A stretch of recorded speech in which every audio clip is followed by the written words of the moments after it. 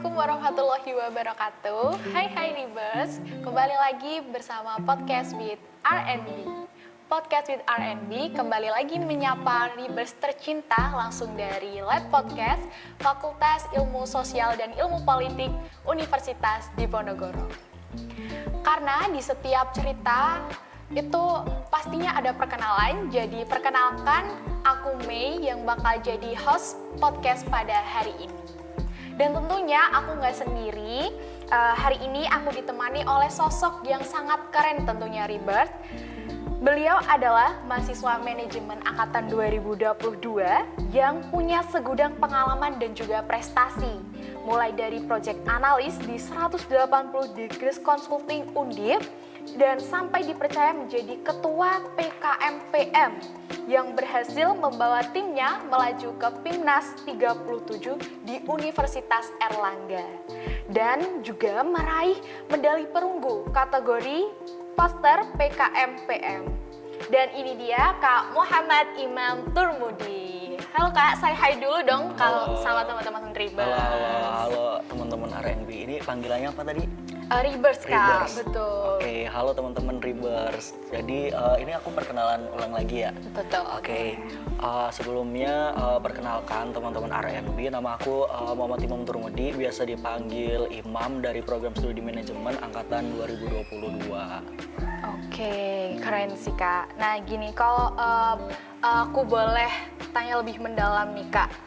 Dulu tuh pas PKM kemarin, risetnya tuh tentang apa sih Kak? Oke, jadi kalau misalnya PKM aku tahun 2024 kemarin itu, karena waktu itu aku kan bidangnya ngambil pengabdian masyarakat, yang mana aku tuh terjun langsung ke masyarakat gitu. Which is kalau misalnya di PKM, kita itu harus punya mitra, yang mana mitranya itu non-profit. Kebetulan mitra aku itu Panti Pelayanan Sosial PGOT Mardi Utomo, yaitu panti sosial yang menaungi para pengemis, gelandangan, dan juga orang terlantar. Jadi kita itu sebenarnya bukan ngelakuin riset gitu, tapi ngasih ilmu yang kita ambil based on research itu, lalu kita abdikan kepada masyarakat, yang mana masyarakat ini nih tentunya mitra dari kami sendiri, yaitu para pengemis, gelandangan, ataupun orang terlantar begitu. Waduh, keren banget ya Kak.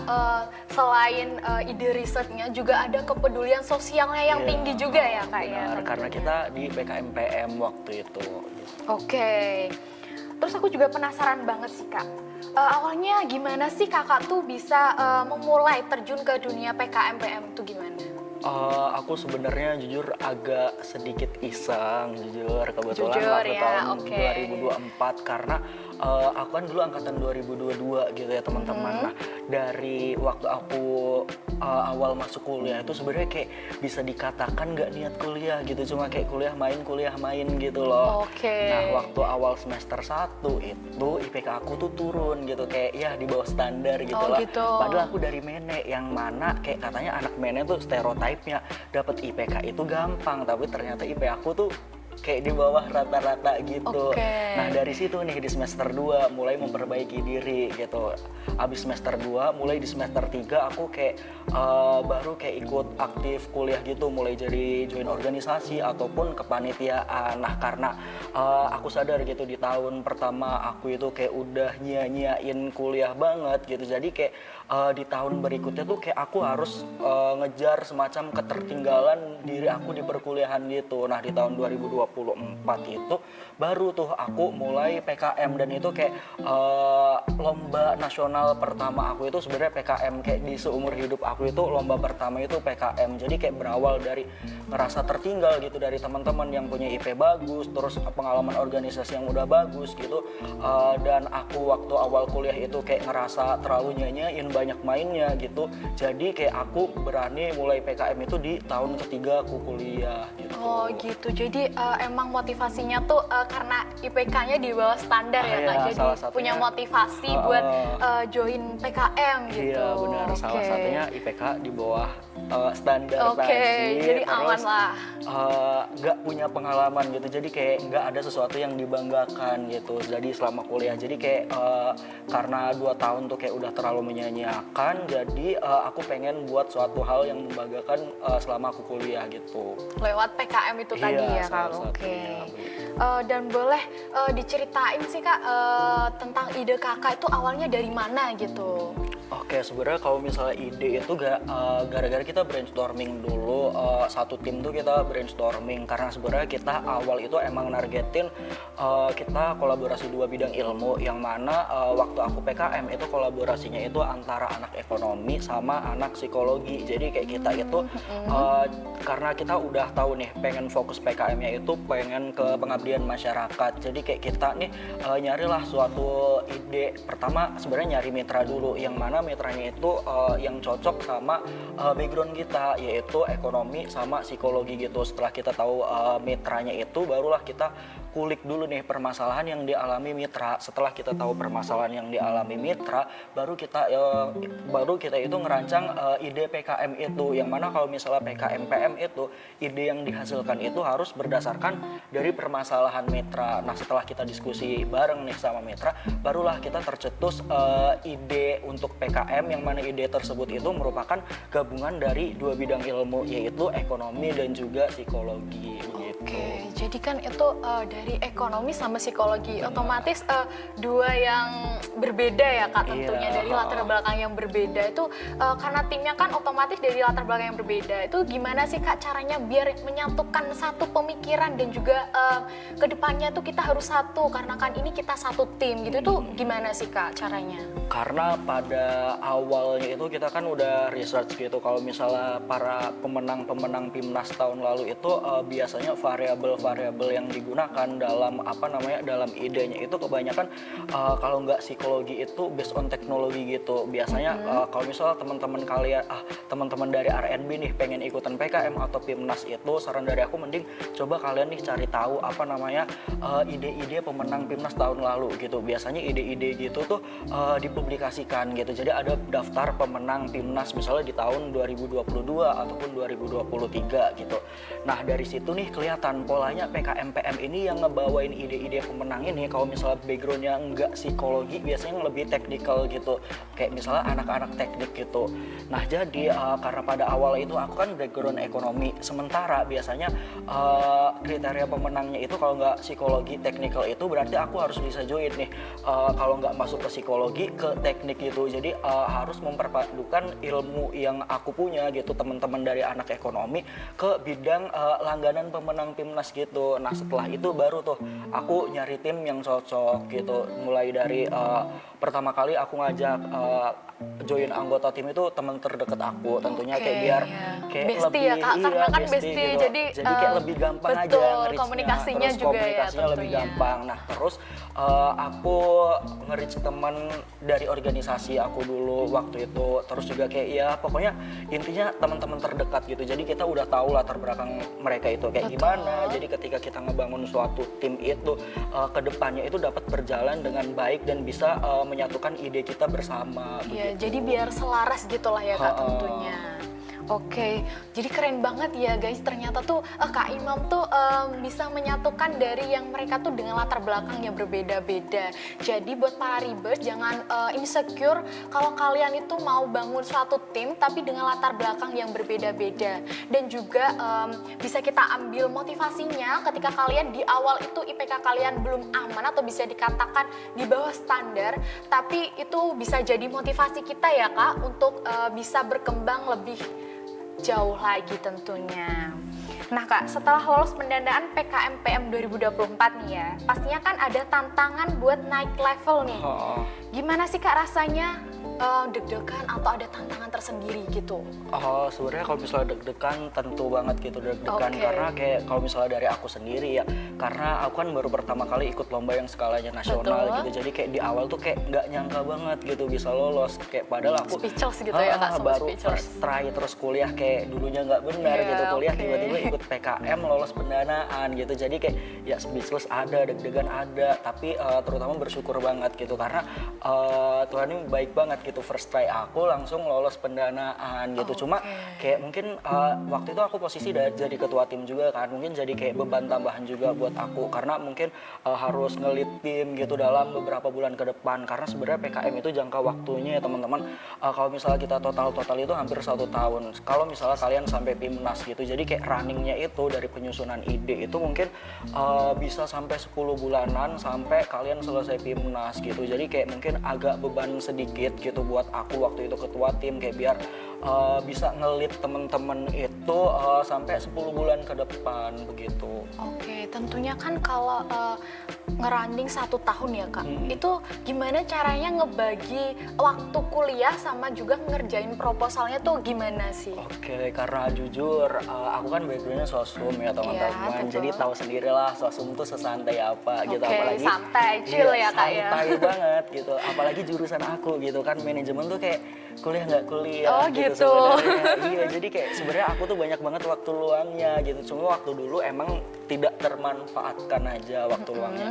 Maka dari itu aku kayak nyoba ikut PKM gitu, dan ternyata ketika aku ikut PKM dan dibarengi dengan kuliah itu sebenarnya nggak bentrok-bentrok banget gitu. Jadi kayak oh ya udah gitu, nyusun proposal tetap jalan, kuliah pun bisa tetap jalan. Cuma minusnya itu waktu bentroknya itu waktu ada UTS gitu. Kalau misalnya UTS kan ya, jadwalnya memang nggak harus bisa. belajar gitu ya Kak. Nggak, di Gimana? mana nggak terlalu perlu belajar sih Oh, nggak sebenarnya terlalu perlu belajar, kalau di oke, Mene gitu. oke. Jadi kayak cuma nyesuaiin jadwal antara jadwal UTS sama jadwal kita ngelakuin pengabdian itu biasanya bentrok gitu. Terus gimana cara ngatasi kebentrokan itu Kak? Nah, kalau misalnya cara ngatasinya, jadi kayak kita diskusi sama mitra gitu. Jadi sebenarnya kan kita di awal itu udah nentuin jadwal pengabdian kita itu kapan aja gitu kan. Kayak jadi misalnya di minggu pertama, di 1 minggu tuh ada 3 kali pengabdian gitu bertemu dengan mitra.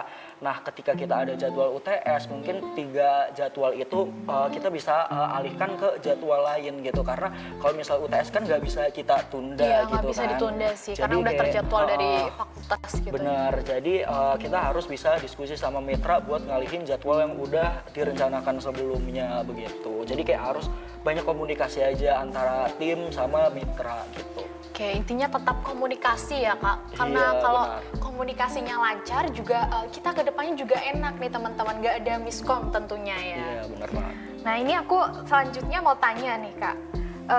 Waktu kakak kan tahu lolos nih PIMNAS tahun pertama ya, reaction kakak kan tadi sempat speechless, deg-degan, seneng juga karena kan first terus dapat lolos PIMNAS pendanaan gitu ya.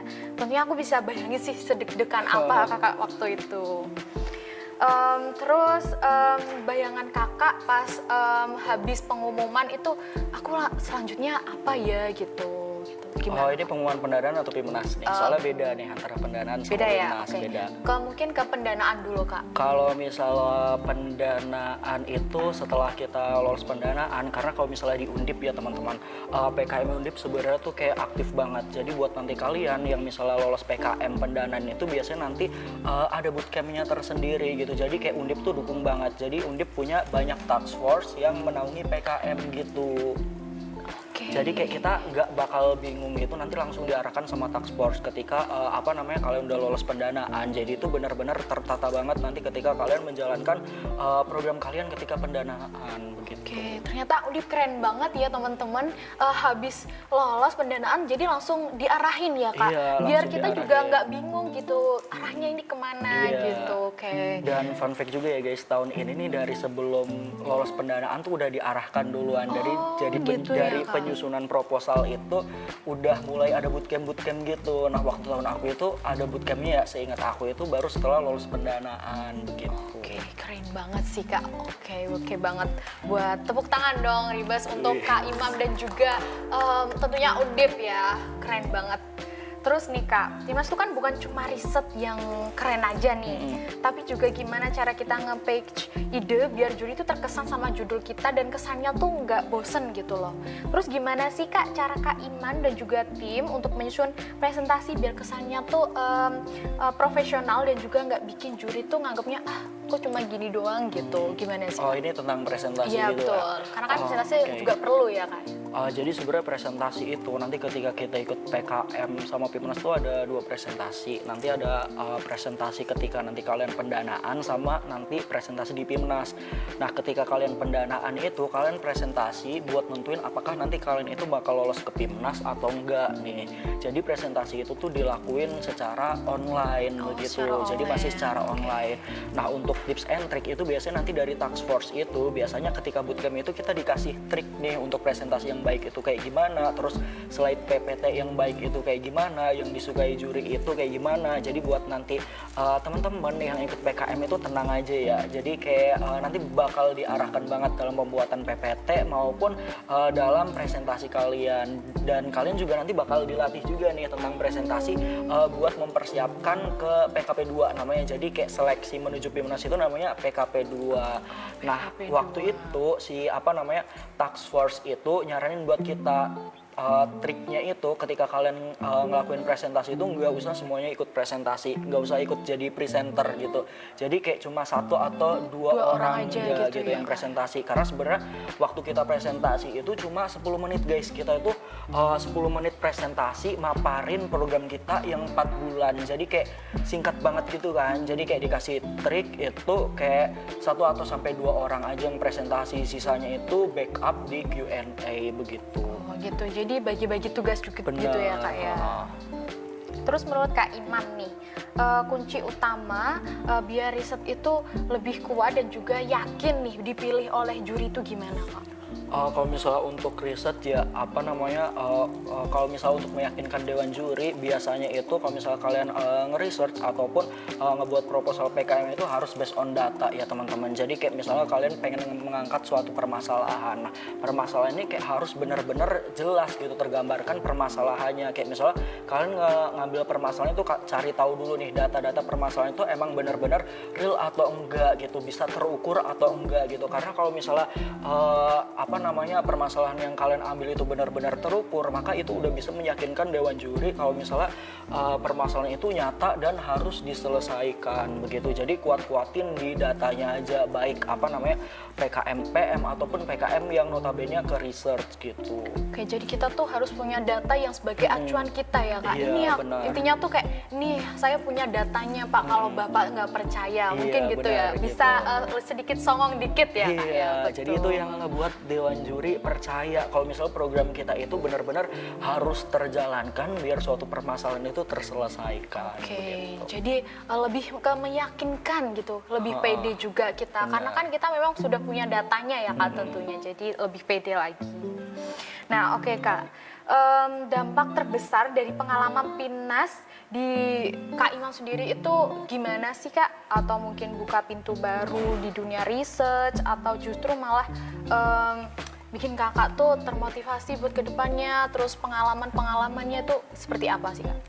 Jujur life after Pimnas itu kayak berbeda banget guys. Kayak kalian kalau misalnya abis Pimnas pasti hidup kalian di perkuliahan itu lumayan berubah gitu. Kayak contohnya nih setelah aku Pimnas nih kayak gini nih, diundang gini. Oh gini Pasti, diundang, oke orang-orang pastinya yang ya. abis alumni Pimnas gitu biasanya banyak undangan-undangan jadi Oh, speaker gitu, gitu. Itu oke. salah satunya. Salah satunya. Nah, tapi yang paling penting tentunya ketika kita ikut PKM atau Pimnas tuh secara tidak disadari ya teman-teman, kita itu bakal lebih berkembang daripada sebelumnya gitu. Terus kita ketemu sama orang-orang yang luar biasa gitu. Jadi networkingnya itu lebih luas gitu. lebih Karena luas, setelah Pimnas ya, itu kan Pimnas waktu itu aku sebutin juga tadi kayak misalnya lomba pertama aku gitu, lomba nasional pertama aku seumur hidup.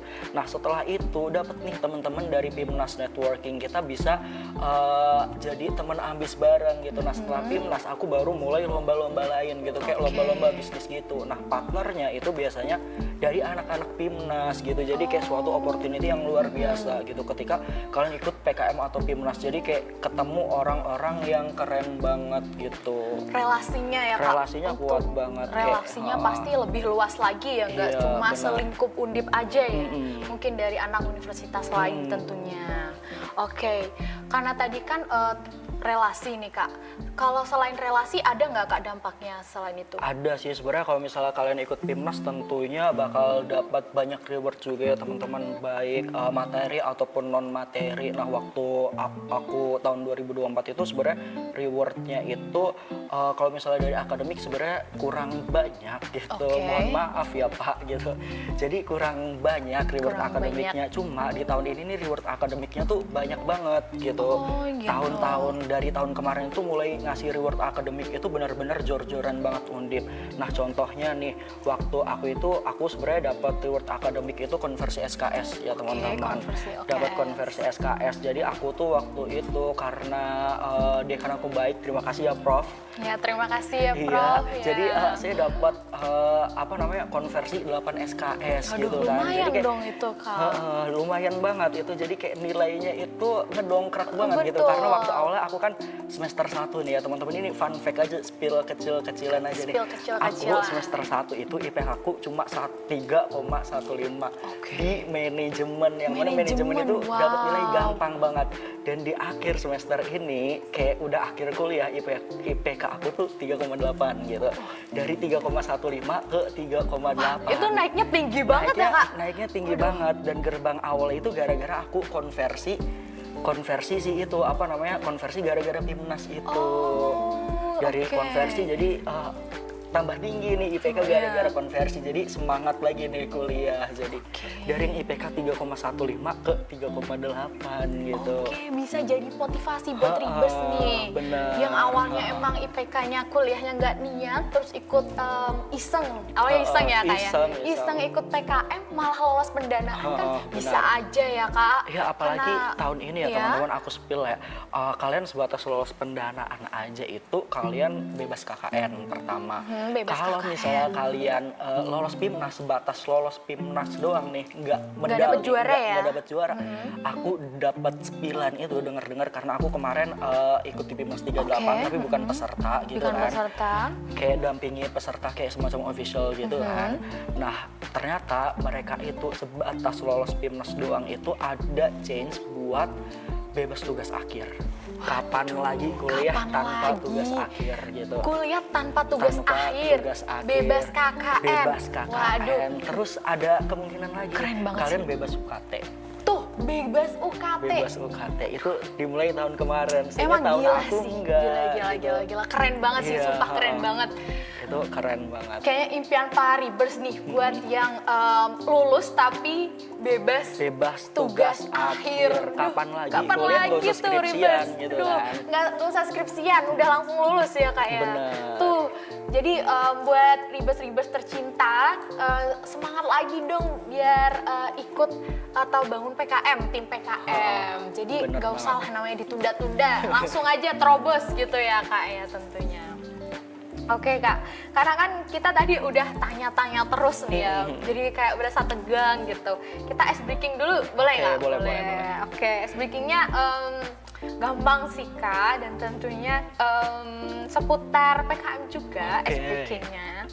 Oke, yang pertama, kakak pilih rapat offline atau online dan sebutkan kenapa. Jujur, kalau Jujur, misalnya aku oke. sendiri itu lebih suka rapat online karena aku mageran orangnya. Oh gitu, mageran juga ya tentunya. Kirain Kak Imam tuh tipikal orang yang gak mageran gitu. Enggak, aku kayak misalnya ini kan lagi skripsian gitu kan. Seminggu betul. keluar kos tuh bisa cuma 1 sampai 2 kali doang gitu. Seminggu Kak? Seminggu. Keluar kos itu 1 sampai 2 satu kali kali. doang, beneran. Terus makannya gimana? Makanya aku kebetulan Shopee Food terus Oh sih. gitu, bisa ya? Paling keluar sholat Jumat gitu kan. Terus kalau misalnya ada undangan, ada bimbingan doang itu baru keluar gitu. Gak cocok untuk seorang aku ya Ribas yang setiap Iya, hari tuh bener. harus keluar biar gak stres. Iya, karena aku Oke. introvert sih kebetulan. Oh introvert, Ha. kebetulan aku ekstrovert Kak. Tapi kalau Jadi setiap misalnya- hari harus keluar. Kalau misalnya kita Gimana? ngebahas rapat itu sebenarnya kalau misalnya lebih bagus itu sebenarnya rapat offline kebetulan. Jadi kayak kita brainstormingnya itu lebih terasa gitu. Jadi ide-ide yang kita utarakan itu lebih tersampaikan begitu. Oke, karena kan kalau ketemu langsung bertatap muka, emosinya juga Iya, bisa berasa gitu benar, ya. benar. Oke, kita lanjut ke pertanyaan yang kedua, yaitu deadline H-1 atau selesai jauh sebelum deadline. Jujur aku tipe yang H-1. Wah, Selesaiin H-1 sistem banget sih. kejar semalam ya? Bener. Dan fun fact ya teman-teman, aku nyelesain proposal PKM itu cuma kurang dari 1 minggu. Kurang dari satu minggu. Proposal PKM. Proposal PKM loh Kak, bukan proposal yang tugas gitu, enggak loh ya. PKM loh. PKM kurang dari 1 minggu. Kurang dari 1 minggu. Iya, jadi sebenarnya kita lamanya itu di brainstorming idenya gitu. Jadi kayak dalam penulisan proposal itu kita baru running itu H-1 minggunya baru running proposal gitu. Hamin 1 minggu bisa dapat sekeren itu, apalagi yang yang berbulan-bulan iya, nyiapinnya. gitu. Aduh, mungkin bisa dicoba sih, tapi ya orang kan beda-beda ya Kak ya. Kalau Kak Iman tuh lebih nyamannya ke yang Hamin 1. Oke ya. Jadi kita lebih terpacu gitu. Oh gitu ya. Ada tantangannya gitu ya. Oke, aman banget. Oke. Terus yang ketiga, tampil pertama atau tampil terakhir di sesi presentasi? Jujur lebih enak itu teman-teman tampil pertama, karena kalau misalnya kalian tampil pertama itu beban kalian itu langsung hilang seketika ya. Cuma sayangnya waktu aku presentasi di PIMNAS itu kan 2 hari. Dua hari day 1 sama day 2 gitu.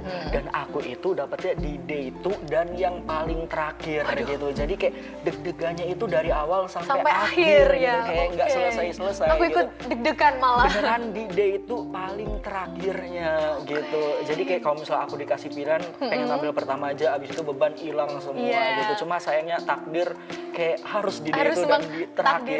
Di hari terakhir dan juga presentasi terakhir. Iya, beneran terakhir banget. Kalau tampil yang pertama otomatis kan masih pede, energi masih full ya Kak ya tentunya.